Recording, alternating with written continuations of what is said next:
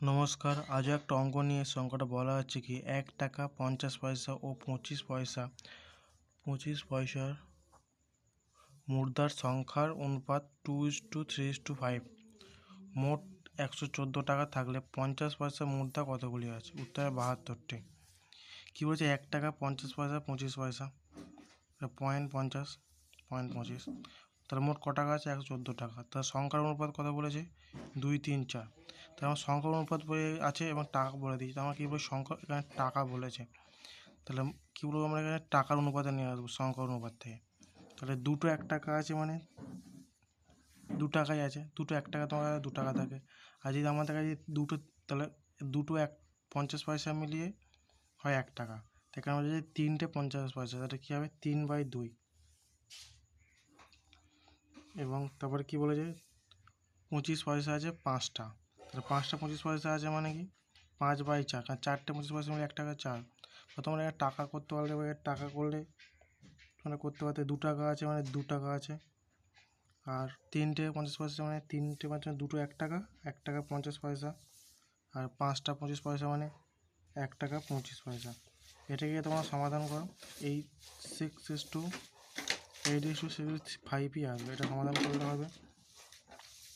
তাহলে আমরা শর্টকাট এখানে করে নিয়েছি 3/2 বা 5/4 করলে 2। তাহলে কি এই দুটোর নিচে জানি, নিচে সংখ্যা লসাগু করে ওপরের সাথে গুণ। লসাগু 2 আর 4, লসাগু কত? 8, 4। লসাগু কত? 2 এর সাথে 4 গুণ, 3 এর 2 সাথে 4 গুণ, 5 এর 4 সাথে 4 গুণ। তা 2 দিয়ে 4 কাটে, 2 দুগুণে 4, 4 দিয়ে কাটলে 1। তাহলে কত হলো? 4 দুগুণে 8, 3 দুগুণে 6, আর 5 একে 5। অনুপাত কত হলো? 8:6:5। তোমরা যদি এটাও কাটো, এটাও সেই সেমই আসবে। এটা পয়েন্টের জন্য 100 নিতে হবে। তো কাটাকুটি বড় হয় বলে আমরা এটা শর্টকাটে করে নিয়েছি। তাহলে কী হবে?